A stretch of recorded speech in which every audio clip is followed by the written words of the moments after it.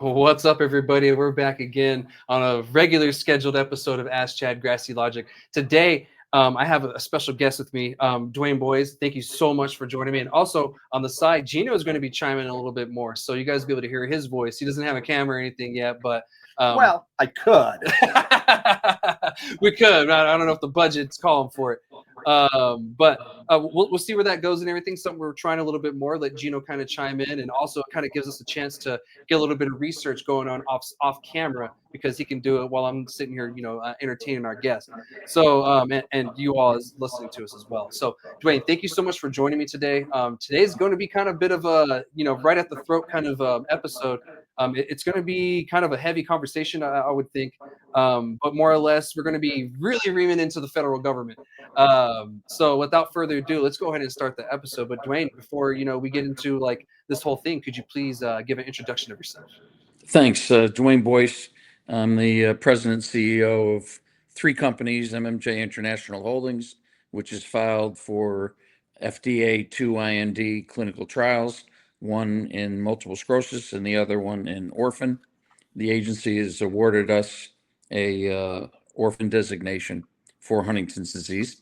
The second company is MMJ Biopharma Cultivation, which applied to the DEA in 2018 to grow pharmaceutical cannabis to support the clinical trials. And the third company is MMJ Biopharma Labs, which has received a Schedule 1 analytical lab license from the DEA.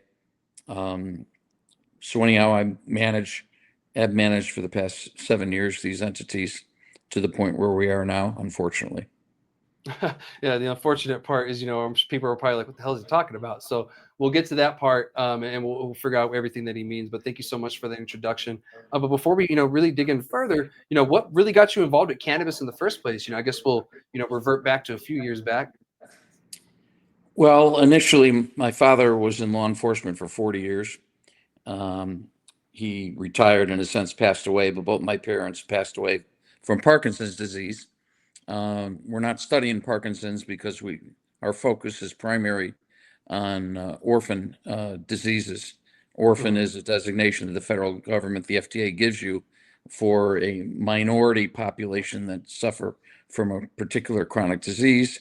What that benefit does is create a de facto patent for our drug once approved.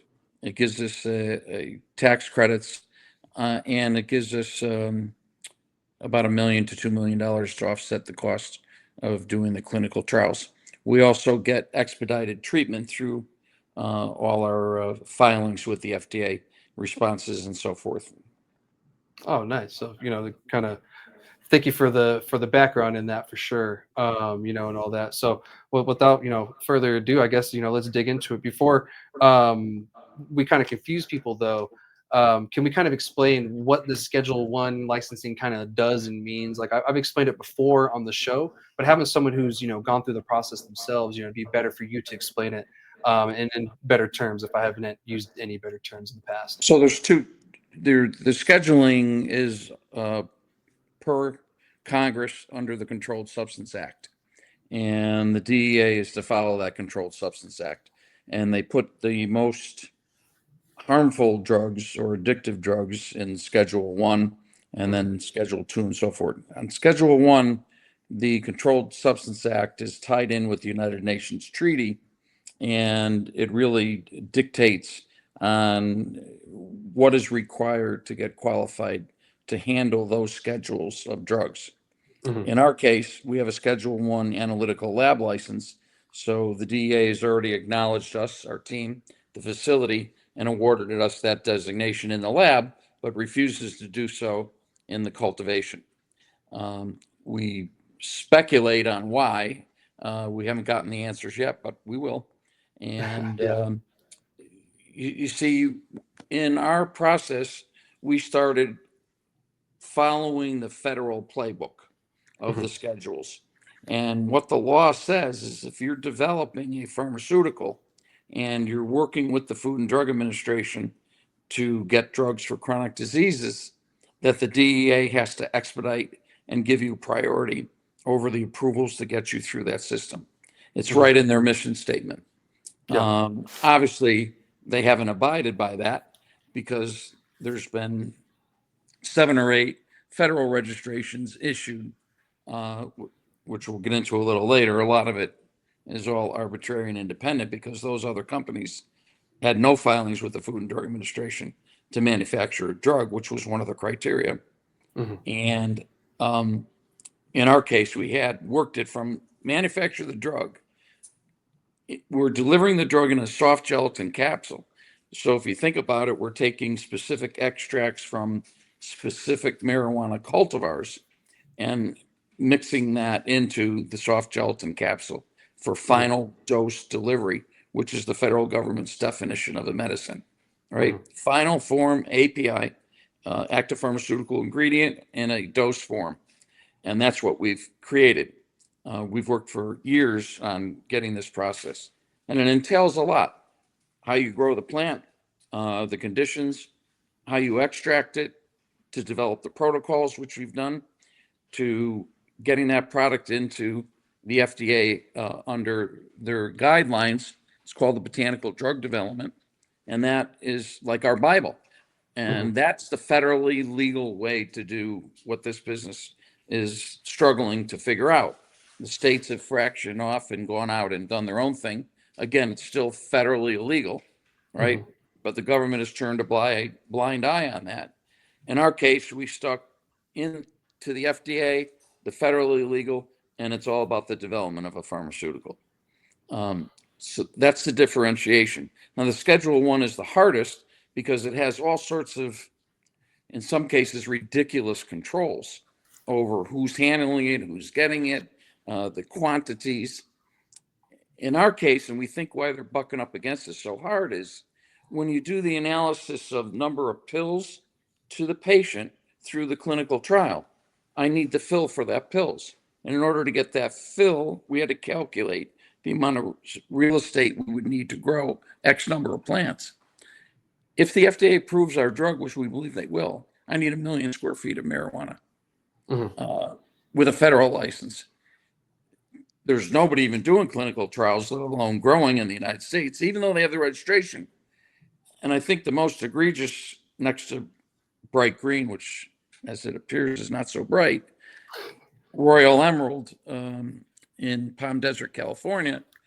Royal Emerald bought out a Kmart building, spent $4 or $5 million on rehabbing it into grow rooms, got awarded the federal license, turned around and borrowed $17 million at 50% interest. Payments are $178,000 a month. Whew. The CEO of the company picks up the phone and calls the DEA quota section, and the conversation goes like this. Hi, I'm so-and-so calling from Royal Emerald. We'd like to import 30,000 plants in from company ABC. They get a company from England that ships 10 plants in as a trial run. All of them show up dead. So they decide that's not a good idea. Let's go to Canada. They go to Canada, get all the arrangements set up, and the DEA says, well, do you have somebody doing a clinical trial? No. Next question was, do you have a researcher that needs that many plants? No. Well, why are you ordering 30,000 plants? Oh, well, we just want to grow it and test our systems and do experiments on the plants. Well, sorry, we can't do that. How about if we give you a permit for 10 plants? Oh, wow. So now they all this massive investment ready to build out to meet the needs of research in the United States, and they can't get quota. Yeah. In our case, we can get quota because we're doing the clinical trials, and that's the way Yeah. the system was built, right? Yeah. So now, I don't know if they're not in bankruptcy yet, they're close to it. Bright Green is in bankruptcy, and all the other ones that got the award have no revenue, so nobody's growing any significant amount of marijuana. Yeah. Because it So costs money to grow. Yeah, the whole thing was designed as a scam to fail. Yeah. In our case, we knew what the playbook was written. We followed the law, and now they're just making up stuff to block it and make sure that this gel cap doesn't get out, which it will. And we've already figured out a workaround. So they're not going to stop us regardless of what they do. Yeah. But unfortunately, it can't be done here currently in the United States, which is evidenced by the most recent press release from the Veterans Affairs concerning their study about post-traumatic stress disorder. Yes. The VA is going out of the country. Yeah. To get its extracts. Really? Why? I was wondering about that because that's actually from Albuquerque, the Albuquerque and the VA in Albuquerque. Yes. They're the ones doing that study, and I actually covered it last week, and I was wondering where they were going to get that cannabis, if it was going to be from one of these. I think I even asked that during the show last week, Gino. Yeah, they're out of the country source. You didn't hear President Trump is talking about pharmaceutical manufacturing, keep all the development in the United States, and our own Veterans Affairs has to go out of the country to source a product that we should have had 7 years ago. Yeah. Yeah. And then, like just before the show, you and I were speaking, and I got information about the DOJ. Gino's keeping eyes on the appropriation committee right now that we were talking about beforehand. There's a bunch of stuff at the federal government level that's going on kind of behind scenes, guys, that, is small things, but they're important things. This appropriations committee is really, going after the funding. So that way they can kind of go after the states more for our cannabis and medical cannabis and stuff like that. So it's unfortunate that they're kind of going that route. And now the DOJ announced it's withdrawing a bunch of rules and stuff like that. That was, going to expand some cannabis things. So that's unfortunate. But if you go to certain websites, it tells you otherwise. It's really confusing, what's going on. So, the fact that your guys are dealing with this too tells me that maybe there's something even bigger going on too. Because this is like a whole circus from the very top to the very bottom on different levels. So. I'm kind of confused by what's going on by the federal government right now, to be honest. I don't know about yourselves. Well, having followed the playbook to a T, we're extremely confused because coming from a law enforcement background, right? The law is the law, you follow the law. And here you have the major law enforcement not following the law. They make it up as they go. They move the goalposts. They change the rules. They do whatever they feel like because they feel that they can, and nobody's holding them accountable. Yeah, and they feel like no one will hold them accountable because they're whatever's on their side. And that's I'm doing all I can do to expose it. I'm actually calling people out in the DEA. They took Trump's early buyout to retire because they saw this coming down the road. But the question still remains: why did they block it, and did they have the power to block it? Was it a small group of 4 or 5 people in terms of the DEA in the diversion department, or was it over them that they were being told to block all this stuff? Yeah, and wow, let me know when you get that info. Well, we're taking it to court. I mean, we served a notice on Terry Cole in the DEA last week, basically saying, "Hey, we're only giving you so much time to respond to this. If you don't respond, we're taking it into the appellate court." Nice. Which we will probably by December. Yeah. I'm glad you guys are doing this because it needs to be held accountable somewhere, and unfortunately, it's probably going to have to go through the courts heavily for some kind of budge to happen on this front because it seems like the fuckery isn't going to stop anytime soon with the federal government. That's an unfortunate term to use, but it's really what's going Accurate. on. Yep. Yeah, it's just a bunch of foolery going on.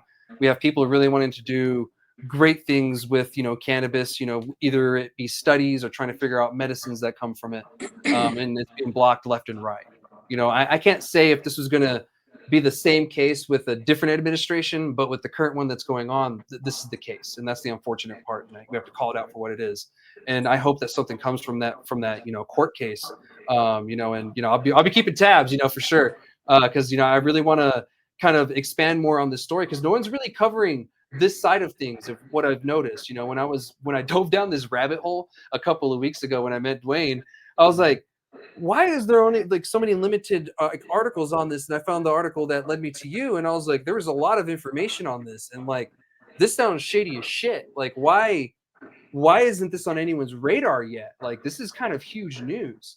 And so, that's why I'm thankful for you to come and your willingness to come on and talk about it. So, I mean, let's expand on it more further. Let's dig in deeper on this too, and kind of figure out more. So, I mean, what other information could you share with us on this whole thing going on with them? So we applied in 2018, and there were 50 some odd applicants total. In December of 2020, the DEA came out with the final rule. Yeah. And in that rule, it said anybody that's in the state business in hemp, you're out. So that eliminated a bunch of people. Mhm. And then they said that if you have a license in the state, any state, we deem that you're not responsible because you're operating against the Controlled Substance Act, which is federally illegal. So you're out. Yeah. Yeah. So that left about 20, 25 of us standing. Then another part of it mentioned something, and that took it down to about 15. So I think we're about the 12th in line. And they started issuing the registrations, and we were noticing that the registrations that appeared to be going through much quicker were out in your section of the country. And what I learned is that the section chiefs or commanding agent of each division, it was, they did whatever they wanted to do. It was arbitrary. So they had to do all the initial investigations. You had to pass through all the security stuff, which we did, the cameras and all that nonsense. And then they would move the application into DEA headquarters. They would sign off on it and start issuing the registrations. When we started seeing the registrations coming out, those registrations were lacking because none of them had filed FDA clinical trials. None of them were doing any studies to help the American public per se, but it was just very vague and generic. As it turns out, none of those people are growing any amount of marijuana today. Several of them are out of business. Bright Green has declared bankruptcy protection, which was a big fraud in my estimation. But, why did the DEA allow all that to go on? And then when it came to us, they just kept moving the goalposts. And we couldn't figure it out. I have people that are retired from the DEA working for me in senior capacities, and they can't figure out. They're just beside themselves as to the activities because these people were part of the decision-making process under different administrations. Anyhow, we will find out what's going on. We will get to the end of it. At the end of the day, we're one of the last ones standing. I think we're one, if not the only one of a very few in front of the Food and Drug Administration, definitely with an orphan designation, which is difficult to obtain. And, we're going to survive this, and we'll figure it out. I hope we're not the last guy standing, but we have to do what we have to do, right? Yeah. Yeah, 100%. And, we have to continue to fight, even if it feels like, it's a losing battle. But at the same time, sometimes miracles happen. The thing that gets Hail Mary for a reason. The thing that gets my attention the most is the pattern of internal to the DEA of deception. Now, I don't know if it's mismanagement because they're just, you can't fix stupid type of thing, or if it's intentional, let's just mess with these people because we don't ever want to see this get out there. And they feel like they're protecting the American public from our gel cap potentially coming to the market. So why not shut it off at the knee so they can't get the essence of the gel cap, right? Yeah. And, are they doing this with any other, kind of cannabis related product, like that, there's being developed or anything? Do you happen to know? We're following the playbook of GW Pharmacy, which sold out to Jazz. Okay. GW sourced their biomass out of the country and developed their API out of the country to the point where they had the final dose form of the medicine for their gastrolytics disease. And then they shipped it from out of the country in to do the FDA clinical trials. Yeah. We, on the other hand, said, hey, this is a U.S. project. It should be done in the U.S. It should be manufactured in the U.S. And that's the road we chose. Was that a mistake? Maybe it was. The fat lady hasn't sung yet. But I've been at this for 7 years. Most of the attention has been on the development. Thank God for Canada, because we did all the initial development of the product and shipped. The DEA gave us a permit to ship highly concentrated THC, CBD, and other stuff from Canada. Health Canada gave us a permit. DEA matched the permit, and we shipped to a gel cap manufacturing company in the United States, and we've worked with them for several years to get the gel cap manufactured. And then, a lot of science goes into that. I mean, we had to do stability studies. We had to make sure that the essence of the gel cap didn't change from the soft gelatin or the color of the gelatin. I mean, a lot of work went into it. Little tiny things, huh? Yeah, it got very scientific. But at the end of the day, we could reproduce what we have within very tight tolerances. And every time you take our gel cap, it'll be the same thing each time and every time you take it, which is a problem with the state businesses, because you don't have the science backing it up to get reproducibility of the product. So if you take something one day and it helps you for whatever you're taking it for, and the next day you go back and it's product A, chemically it's not product A. Yeah. Because the state operators don't, either the growers and or the operators aren't within those tight tolerances. No, and you're 100% correct, and I've said this before, even on the genetic side, we're about 50 years behind the regular agricultural industry when it comes to stability and in our genetics. And so, yeah, the growers haven't caught up yet. The manufacturing hasn't caught up yet. But, if you have the means and the know-how and everything, the science and everything you could be able to figure that out. And it's cool that you have, because that's one thing that I've told people is, the consistency in cannabis is something that we're going to have to figure out through time. Because, a good example I told everybody is when you open up a Coca-Cola, it tastes like Coca-Cola everywhere in the United States, right? Doesn't matter if you get it in Pennsylvania or New Mexico, it's going to taste like a Coca-Cola. Or if I get a Sprite, it's going to taste like a Sprite. Now I know we get the whole Mexican Sprite, Coca-Cola thing argument, whatever. Right. I'm talking about within the nation.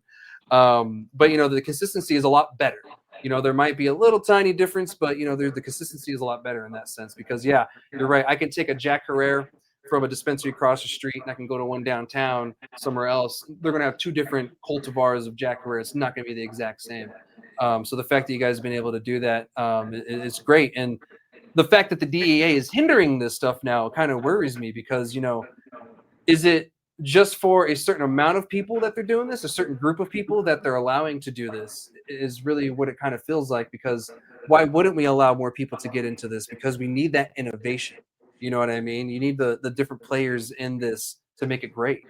I don't know. Their mission statement is to not hinder the development of a pharmaceutical for the American public that's in need. So here we have the Food and Drug Administration awarding us an orphan designation, accepting our protocols, accepting 2 clinical trials, one in MS and one in Huntington's disease. And then you have the DEA cutting it off at the knees by not allowing the drug to be developed in the United States. So when President Trump comes out and says he wants to move the pharmaceutical companies back into the United States, it's not so much the pharmaceutical companies wouldn't do it in the United States. It's the DEA that's blocking it.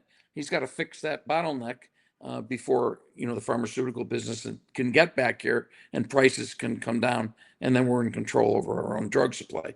So we fall into that category. We're very niche because we're dealing with the extracts from the marijuana plant, which is still Schedule 1. Yeah, which it shouldn't be in the first place. We know the CSA is highly flawed in what's on there and not on there. And I kind of feel it's one of those things that either it needs to be abolished completely or cannabis removed from it at least.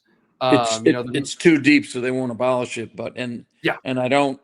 It's my opinion from my knowledge that they're not going to reschedule and they're not going to deschedule.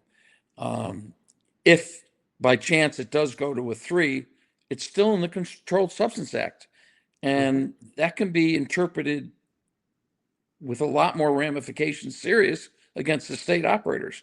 Because if you read the law in the Controlled Substance Act, that means anything in the United States produced has to go to a pharmacy, and the prescription has to be written from a doctor to control it. So how is that interpreted with the state businesses? Yeah. And then you have the question is, are we going to have Schedule 1 activities still because of the recreational stuff? will that even not be qualified That's with correct. that? So you'll have this confusion, like, okay, we have, Schedule 1 activity, Schedule 3 activity, and then you have hemp over here that's totally federally legal and not scheduled at all, and like the only difference between that is a THC percentage. And so we have all this confusion going on, and no way to kind of, that I feel anyway too. I feel like we're going away from putting everything back together and we're separating it again. Like Yes. further from each other than what already was. And like I'm kind of with you. Like with the events that's happening in the past few days. And Gino, I don't know if you've noticed it too. It just feels like we're drifting apart from the progress that we've made, and we're kind of going backwards. And it's not a good backwards. It's kind of going fast backwards, and really, really scary. I was just curious about, is it really maybe the deep stigmatism that has, or is it just really something like you said? Because even pharmaceutical companies, big guys that are out there still have to get some of that stuff done, outside of the U.S. So is it more of a, big pharma type thing or a government bureaucracy thing, or is it that stigmatism against cannabis itself? I think it's a little bit of everything. Yeah. It's a little bit of everything. I was told by some people close to it in the agency that there was a bias and that Ann Milligram wouldn't do anything with marijuana to see it get out of the gate because of the conflict that, the agents have lost their lives, which is a sad thing with the cartels over marijuana. But, the lack of thought process of that statement alone is just ignorant, because if you're manufacturing a pharmaceutical, that has nothing to do with an agent that got killed in Mexico, right? Well, the fentanyl crisis itself, you can still go to a pharmacy and get prescribed fentanyl, but all of that still is coming in. So that doesn't make any sense at all either. That's correct. That's correct. Yeah. So, they talk out of both sides of their mouth, and when it's convenient for them, they try to take a broad swipe at everything and lump us in with God knows what, right? Illegal Chinese grows in Maine. They're letting that go on for years, and they're blocking us from moving forward. Yeah, we had illegal Chinese farms here in New Mexico. We actually still do. They shut some down last year. They kind of just propped themselves back up because we have a lot of reservations here, and those are sovereign nations, so they prop up on the reservations, and it's a lot harder for the federal government, state government to really do anything. And Right. they're sitting there, well, our hands are tied. I was like, well, you guys seem to have them untied when it comes to screwing us over on other things. So well, what the hell's the holdup here? So to me, yeah, it's a little bit of everything. A little bit of corruption, a little bit of bias. Maybe a couple of splash of some side money here and there too. Well, yeah, they can't go after the Chinese illegal grows, but they can sure as hell catch you at the border checkpoint. Oh God, yeah. So we deal with inland border checks here in New Mexico, and they've been taking our cannabis, and I'm like 30 minutes from one actually, and so that's like a big thing. You have all this illegal activity going on, but they're harassing us who are following state laws. We have the paperwork, it's tested, etc., and still gets taken. Yeah, we even had a former colleague get his car taken from him. Yeah, a couple of my friends. Really? Yeah. That's bad just down wrong. here. It is. And then it's not getting better. I keep hearing stories just about every couple months, every few weeks that we lost a couple pounds. Yeah, one of our old colleagues that used to work here at the radio station, he started working for a cannabis brand, and his vehicle got taken. They took the money, they took the product, they took his own personal vehicle. I think he just got it back a couple of weeks ago. So it's a big old mess, and like this, like the title says, this is a monopolized prohibition right here, where only a few people are able to operate and really, profit off of this, and it's not, the people themselves, and some people like you're really trying to create a medicine, and that's the unfortunate part, that really upsets me, is the fact that they're throwing all this BS and all the extra stuff at you guys when you're just really trying to operate, and then you have Bright Green over here in New Mexico, just trying to scam people out of money, and have this huge facility that's never been used, and won't talk to anybody. And now then I talked to you, and I find out a couple of weeks ago that they filed for bankruptcy, and they got out of the cannabis industry altogether. So who knows what's going to happen with all that stuff, because they were promising jobs, they were promising all kinds of shit. Like it seemed too good to be true, and I kind of took it as that, and I was like, we'll see. And it never materialized. And now we're learning exactly why, and they're not the only, people that are kind of dealing with issues, but it's unfortunate that the ones that are doing it the wrong way kind of got the licensing too, and you guys got kicked out on the production side. I'm glad you got it on one side at least, but the production side, that's unfortunate because it makes it harder to study and make your drug and Well, everything for forces people. us out of the country like the VA, right? Yeah, exactly. I mean, we know where to go to get our cultivars. We Sure. know where to go to get the cultivars turned into our API, Yeah.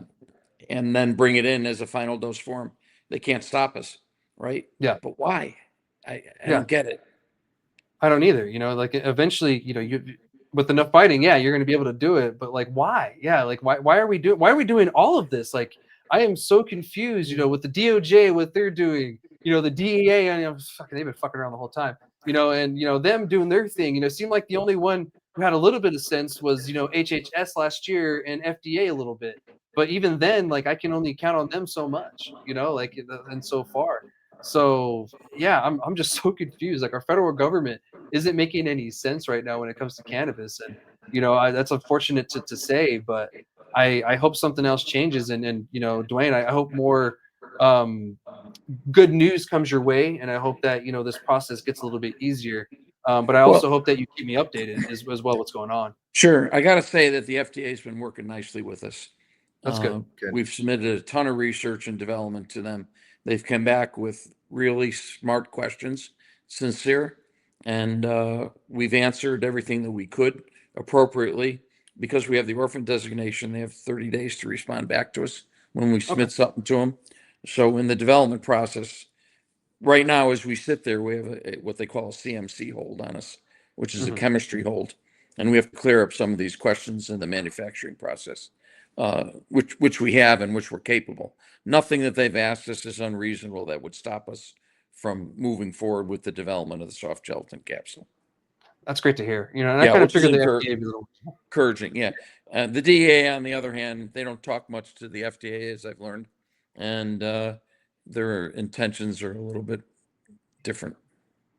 Yeah, and I kind of got that gist many years ago, but it was shown full fledged once HHS came out with their decision of we want to go Schedule 3, and the DEA is like, well, maybe, probably not, because even with the other administration, they were still doing fuckery. They were still trying to make sure that we don't have the right people during the hearings, and there's more anti-cannabis people that are allowed to speak, and this and that, and they were really stacking the board against us, and only allowing. Yeah.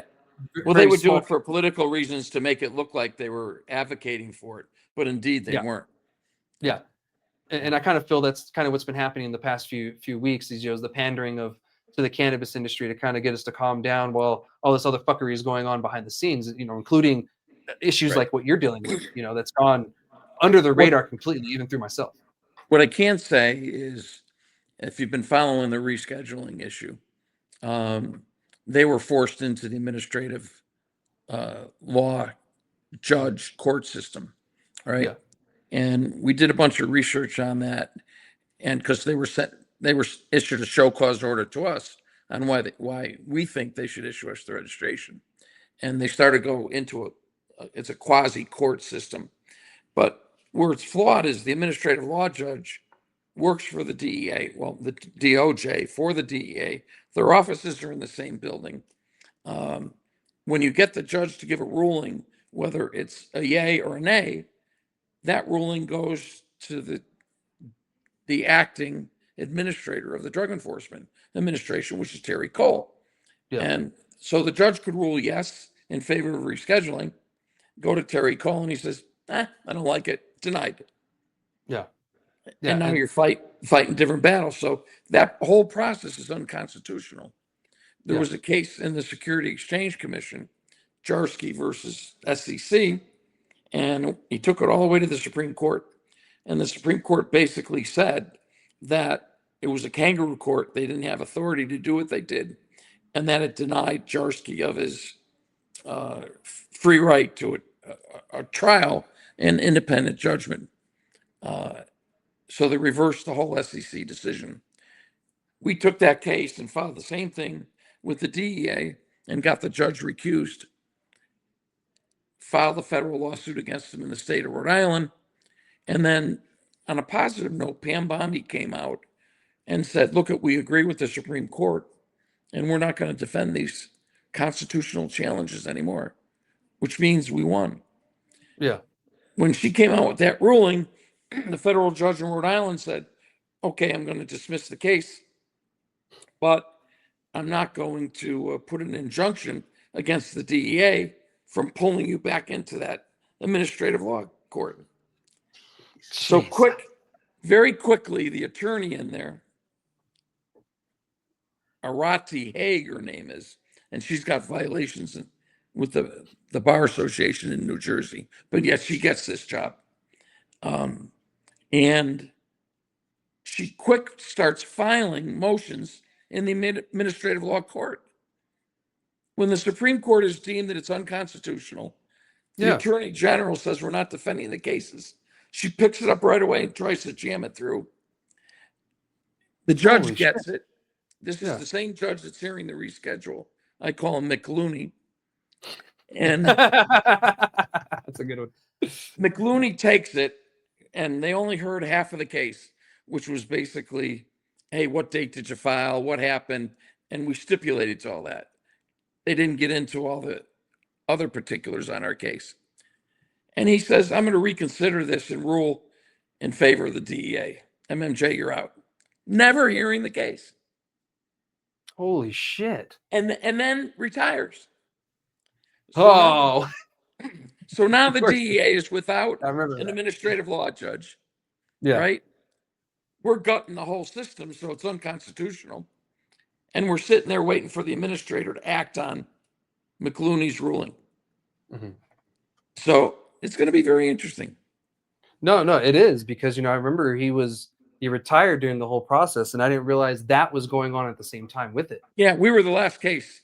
And he reconsidered it, and he said, I'm going back to what the other judge said, and I'm just going to reconsider it. You're out. And now he's somewhere on a beach hanging out, doing cocaine probably. I know that bureaucracy is a thing where the right hand doesn't know what the left hand is doing. Yeah. But at the same time that's happening, the feet are out lost somewhere in the dark forest and don't know what is going on. Yeah. I think Chad is working on a new T-shirt for fuckery, but man, that's a good explanation for the whole thing. No, yeah, you're right. That was a good T-shirt. Yeah, it's a good T-shirt. That's a good T-shirt. But I think this is very well coordinated. This is as simple as somebody walking into that judge's office and say, hey, let's get rid of these guys that are giving us a pain. It's the same thing with the rescheduling thing. Why the rescheduling people aren't challenging the constitutionality of the whole process, I don't know. But I mean, we're 3/4 of the way there. Yeah. So I guess time will only tell. I wish we had a definite answer for people, but we're still kind of going through this bullshit, and so I'd really like to keep people updated and everything. So if there's a time that you want to update me, just hit me up sometime, and I'll update the masses on my side at least, and try to get the information out as much as possible, because this stuff's really important. And these little small things that we think are small are actually really big things. You're spot on. You're spot on. Yeah, because nobody says anything. It's very tightly controlled inner circle. But when you see them, I always say, don't listen to the speak, watch the action, right? Mm-hmm. Exactly. So, there's always a difference between the two. Right. What you say and what you do. So I hope that something good comes from all of this in the end. There's a difference between the way things are and the way things should be. And the way things are is we're probably not going to go somewhere really good with cannabis right now, just the way our political environment is. And actually, I don't even want to talk about it on air, but an unfortunate event happened at some debate thing here in the States right before the show started, and someone got shot. So it was unfortunate. I saw that. And and I really hope our country doesn't start headed towards that again. We've been there before. We don't need to go there again. And my hopes and prayers out to those people. I know that people say that a lot, but I just really hope everybody's okay and everyone's safe. But I hope that's not going to be going forward the way that we do things in this country when we don't agree with each other. Because even in the cannabis side, there's times where we get in heated debates where we just can't agree. At the end of the day, it shouldn't be a bullet that decides that. You know, like we did that once in this country. We don't need it again. That's right. You know, so I guess I'll leave that conversation there. Is there anything you want to add before we move on to the next couple of conversations there? No, I just, we're very persistent. We know that we've done everything right by the book. We don't know why they're actually blatantly lying now and doing what they're doing, but we'll get to the bottom of it when it gets in front of the appellate court. I'm sure we'll get some favorable rulings. And I think, we look at the Pam Bondi issue with the constitutionality of our case as a positive move. And again, I'm not against the medicinal or the recreational or whatever the states want to do. They should have that sovereignty and ability to do it. But when you follow the federal playbook and you do it the way it's supposed to be done, to get met with this kind of welcoming greeting is just so inappropriate on so many different levels. It is. So, yeah, I'm going to expose it. I'm going to get to the bottom.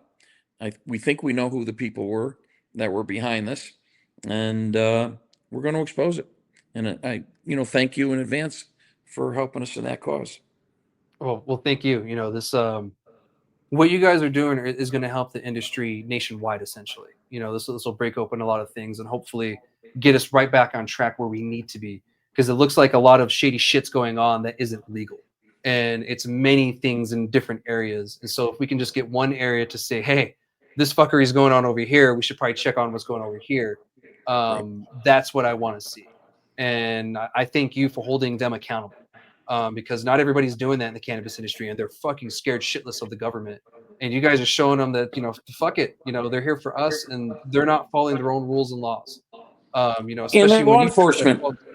Congress wrote the law; they're supposed to enforce it, not keep changing it, right? Yeah. Last I heard, the football field, the goalpost stays in the same place. So, I put not on a federal field. I put one of those. I don't know if you ever saw the movie Saw. Mm-hmm. So I put the clown with the circle in the eyes on a tricycle up on the picture on one of my press releases. And I said, "You want to play the marijuana game?" Right? That's the DEA talking to us there. I want to play a game. Yeah. Well, Duane, thank you so much for breaking this story out to us, and I hope we get more exposure to this. And let's break this wide open as much as we can. Because as many people that there are in the industry, they need to hear about this and what's going on, because this will probably connect a lot of dots for other people too, and maybe kind of help us all figure out what's going on in the end too. So thank you so much. And where can people find you online, and all that good stuff to find out, more information on your company and what's going on? So we're active on the LinkedIn site under the company. The three websites are mmjih.com and mmjbiopharmacultivation.com, and then mmjbiopharmalabs.com. Awesome. Well, thank you so much, Duane, and I look forward to continuing this conversation. We got a couple more things to talk about, and it's a kind of similarly related. A lot of corruption stuff going on in the nation, but a lot of fuckery. Yeah, a lot of fuckery going on. So good. yeah, I don't think I updated on the next one. So we'll go ahead and jump into this next one. So it looks like in Massachusetts. So here in New Mexico, we don't have voter ballot initiatives. We're not cool like that. So those are my watchers for New Mexico. Massachusetts has voter ballot initiatives, and I updated this on my page earlier in the week. And it looks like the district attorney there approved a ballot measure that's going to pretty much re-criminalize cannabis in Massachusetts and get rid of their recreational industry there. Now, the thing about that is citizens do this. They go out, they get the signatures. So it's not like lawmakers went out and did this. Could they have helped? Possibly. But, this is really a citizen-driven thing. Now, I looked up the popularity of cannabis legalization in Massachusetts. It's at 80%.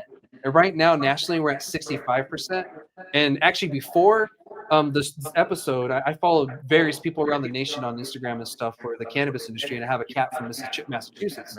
He did a lot, and so I watched the whole thing when he was on there, whole hour or whatever, while I was writing this. And he actually believes that there's a chance that this might pass because he feels that certain people in the industry there want it to go back to medical because it's just been such a mess on the rec side.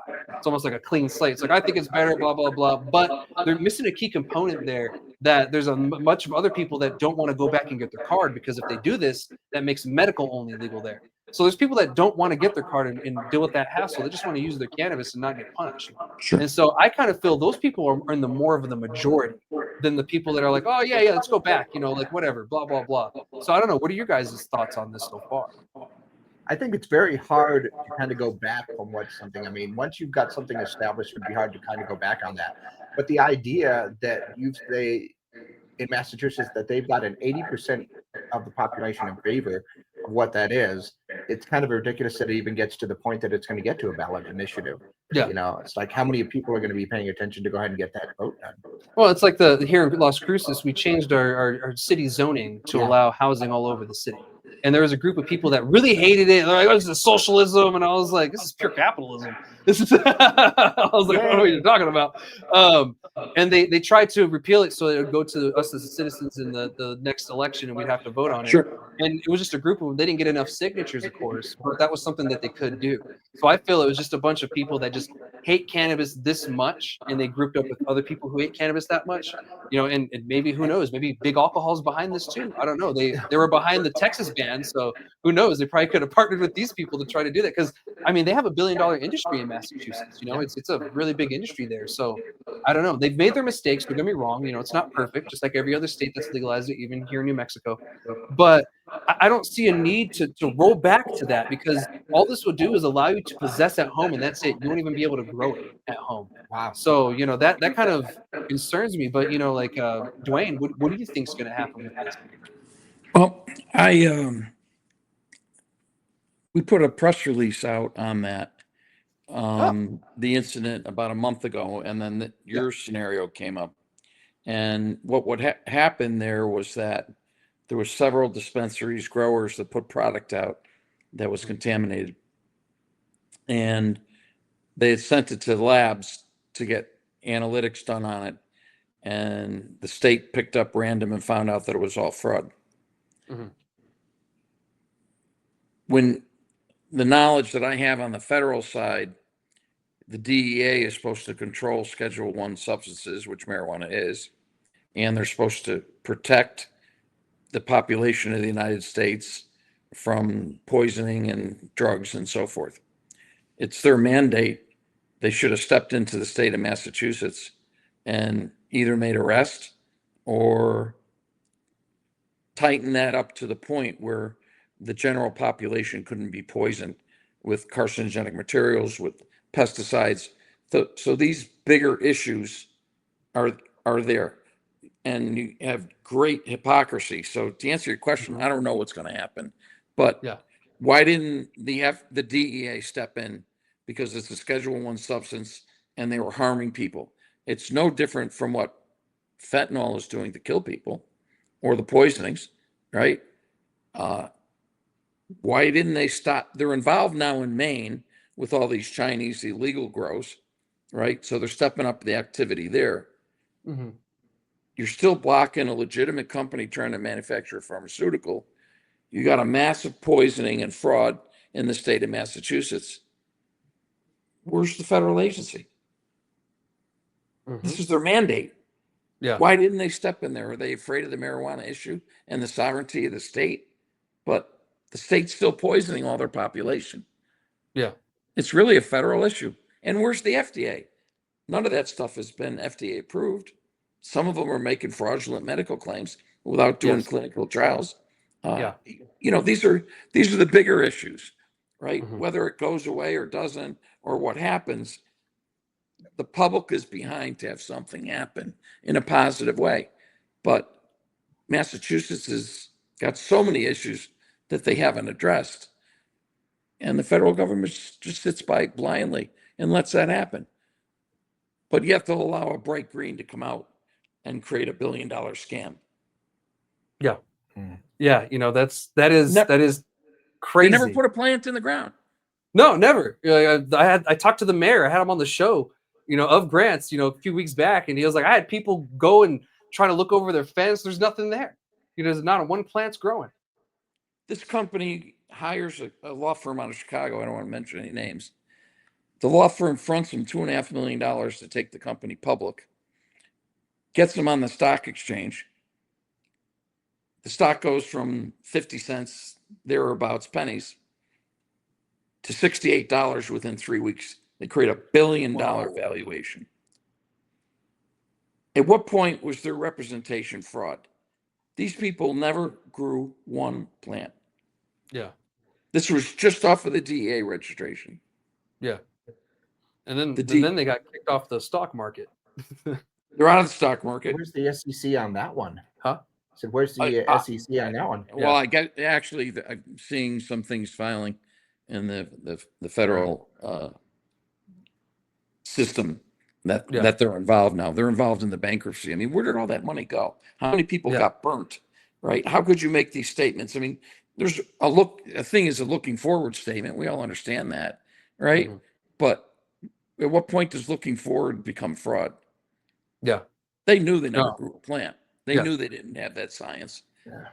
Didn't you say that they were even going out of the country to get foreign investors and everything else to get some more money? Yeah, they were having like investor parties essentially in key Asian and Middle Eastern countries to look for investors, bright green investors for to bring it here. And their sole thing was like, oh, we're going to be sending this medicine out of this country, this and that. They had like these big goals, and I was sitting there thinking, I was like, how? Like, you guys aren't allowed to do that. You're kind of just doing whatever the fuck you want at that point. Like where's the DEA on that part? Like what the hell? I mean, they never saw this coming. They issued that registration to these people, and this is what they did with it. They surrendered their license. It's not exchangeable, so they're gone. Yeah. It's all tied up with all the creditors. The funny thing is that the law firm is listed in the bankruptcy for $2.5 million owed, and they're going to get discharged. Oh man. Oh wow. So yeah, that's unfortunate. Yeah. So anyhow, man. As the wheel turns, but very serious situations. And you're right. When does the SEC step in? Mm-hmm. Yeah, like when and like it's a failure on several different federal fronts. Like it's not just one. It's like all of them blatantly just saying we don't give a shit, or we don't want to do anything to it, or we're going to allow it to do this so it gets fucked up. And then we'll intervene or something. And then they use that as an excuse to to do what they're trying to do now. Like, well, look at the mess that because that's a great example with Massachusetts and the recalls and like even here in New Mexico we had a testing facility called Blue Bonnet, and they're out in Texas still, and I can't believe people are trusting them over there. So this testing facility, people were sending their stuff there, but they didn't have equipment in their building here in New Mexico. They were sending everything to Texas to get tested. And then once that got found out, everyone had to get their stuff retested. So, it's just like this huge mess. And like people could have got really sick, if something got through that wasn't supposed to. You bet. Like that's our first line of defense, is the testing facility. Sometimes our last, not going to lie. But, I think it's been a big failure, the testing nationwide. I think I'm not going to say a scam, but it's getting close to becoming a scam. Because of how much corruption happens in the testing world, and it doesn't help us when that happens on the federal side either, because then we run into the issues like you're talking now, like okay, why did they allow this to happen, but then they're allowing this other stuff to go down, or why are they cracking down on this but not this? Like what's up with this low-hanging fruit stuff? And like we even see that on the enforcement side here on the state level too. I question. I'm like, why are you guys, doing this weird shit? So I don't know. Maybe it's a bigger scheme of things that's just trickling down to the state stuff now. But I only hope Massachusetts the best of luck in the election, and I hope they defeat this. But at the same time, I really hope they go in and fix all of the issues that they've created. Because I think that this is where the Fed's gonna inject themselves. Right. Yeah. They're gonna come in under the fraudulent medical claims. They're gonna come in on the lab results and the fraud there. So this is a lot of other issues besides just changing it from a Schedule 1 to a Schedule 3, or for that matter, legalizing it, Yeah. right? Yeah. So, I mean, these are the issues that Trump is confronting with, as he said he was going to make some announcement within the next few weeks. Yeah, and we'll see what that is coming forward too. We haven't seen anything yet, and everything I see so far is just bad news. So I hope we get good news somewhere. I don't care where it comes from. I just want some damn good news for the cannabis industry. So For sure. that's all I have for that topic, and I have one more left. It's just a quick update about Texas, and of course, this goes along the federal lines of stuff too as well. But the Texas governor, he signed an executive order to regulate the hemp products in Texas, which I think is a great move. And before the show, I obviously saw the Texas advocates and their posts, and they're all agreeing as well. Like, this is exactly what we were asking for. This is all of us wanted this entire time, is just for some kind of regulation. So what this regulation does is it's going to age gate. So they're going to ensure no one under the age of 21 is going to have access to these products, which are more than enough fair. They're also going to ensure that testing is involved, and they're going to get. Now, this part right here did get a couple of ears kind of pointed up. Was the tobacco alcohol in Texas is going to be kind of directing towards a lot of the regulatory stuff and framework. So that's good, but at the same time, cannabis isn't alcohol, and I think we did a terrible job with regulating alcohol. So they need to understand that you can't do certain things with cannabis that you do with alcohol, because it just Right. makes no sense whatsoever. So I think this is good news, but at the same time, it could end very terribly too. Well, it took an executive order from the governor to do what everybody wanted them to do in the first place, which was regulate, right? Yeah, exactly. And the legislature just for some reason just would refuse to do it. Like, they just Lieutenant Dan, as I like to call him, he just refused to do anything. I'm like, good Lord, man! Like, both your legs got shot off during this legislative session. You're still walking, bro. Like. Okay. So we'll see what happens in Texas, but congrats to them. They defeated the legislature. They kept their industry intact. New Mexico will pretty much remain the same. We're making a lot of money off of Texas. About over 50% of our sales come from Texas. So it kind of helps us out that they didn't legalize it, and they didn't. I mean, if they would have banned it, probably would have made more money. But it kind of remains the same for us. A lot of operators in the state, are making some pretty decent money, near the borders and stuff. So. If they don't know that that's a ticking time bomb, though, that's their fault too. So luckily they get a little bit more time to make money, because we're a very poor state. But I don't know. What do you think about this, Duane? What's your thoughts about the whole Texas thing? The politics are so volatile. At the end of the day, I really, people are in need of the product. All right. Yeah. We're so deep into the science that it's when you're manufacturing a synthetic drug, you don't know it's going to work until you get into clinical trials, right? Mm-hmm. In our case, we all know that it works, right? Yeah. What we don't know in our setup is that how much of our formulation do you need before you stop the spasticity from multiple sclerosis, or stop the chorea in Huntington's disease. The only way I can find that out is to do the clinical trial. I know it works, right? Yeah. So does that mean you take ibuprofen if you're in pain? You take 2 pills or 4 pills, right? Yeah. So in our gel cap, are you going to take 2 or 4? I mean, that's subjective. You can't really control that after the drug hits the market. If somebody wants to abuse any drug, you could take it, right? Yeah. But at the end of the day, we know that it works. And the same thing with hemp. I mean, I use a hemp cream for muscular issues, and it really works. It does. Oh my God. Yeah. I mean, and I know it's not to the level that we've taken it, but it works. So how could you fault somebody for trying to get access to something that helps them? Right. So yeah, it's a positive thing, and I hope it continues staying positive. Me too. And then I think this happening is a win for the industry nationwide. And it's a positive news in a pool of bad news this week. So at least we have something to look up to, because that's a huge win for the industry. If Texas went the other route, we'd have less arguments to say, hey, Texas over here, who's super conservative, they decided to do this. So we at least have that argument in our pockets. Like, look, even Texas decided to regulate it, guys. Like, come on, let's stop being stupid now. because Exactly. Texas doesn't do anything that the federal government doesn't do, for the most part. So we'll see what happens in the future and everything. What's going on with appropriations? Nothing. No, I just wanted to say before we wrap up that the Appropriations Committee either is still on a break or they've adjourned for the day because the stream is still going and there's nothing going on right now. So Okay. I imagine that they're probably done for the day and there's not any news on a vote yet. Okay, so unfortunately, I don't think we're going to hear anything on the Appropriation Committee probably tomorrow, or next couple of days, whatever. But once I do, I will keep you guys updated. I will post it on my socials. So make sure you guys follow those, like, subscribe, whatever you got to do to stay in the know. Duane, thank you so much for joining me today. I look forward to, hearing all these updates and everything what's going on. And I look forward to, blasting this, story as far as possibly we can, because it's very important what you guys are doing. So thank you so much for joining me. And do you have anything to say before we leave? Appreciate you, and thanks for your help in getting the message out. We're very persistent, and we'll prevail.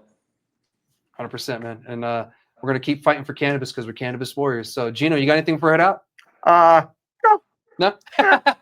No, I'm good. I'm good. All right, guys. Well, thank y'all so much for watching this week. We'll be back again with another episode of #GrassyLogic next week. All right, guys. Shoots.